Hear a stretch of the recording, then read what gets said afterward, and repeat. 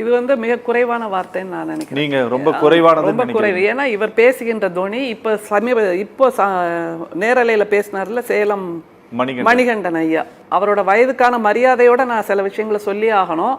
நேத்து ஒரு விவாதத்துல கலந்துகிட்டார். அதே விவாதத்துல பேசிய அதே அபத்தமான பேச்சுகளை தான் இன்றைக்கும் பேசியிருக்காரு. அவர் குறுக்க பேசக்கூடாதுன்னு சொல்லிடுங்க. ஏன்னா அவர் ஒவ்வொரு வார்த்தைக்கும் குறுக்க பேசுவார்.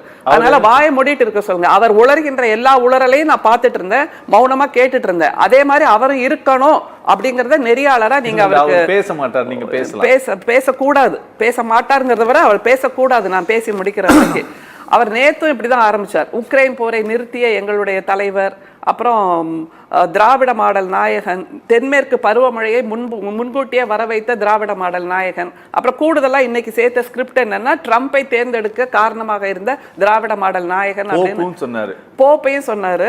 இப்படியாக ட்ரம்பை தேர்ந்தெடுக்க காரணமாக இருந்த திராவிட மாடல் நாயகன். இது மாதிரி அபத்தம், இது மாதிரி உளறல், இது மாதிரியான கட்டுக்கதை, இது மாதிரியான அவமானத்துக்குரிய கற்பனையை யாராலும் பேச முடியாது விவாதங்களில்ங்கிறதுக்கு ஒற்றை சாட்சியாக சேலம் மணிகண்டன் இருக்கார்.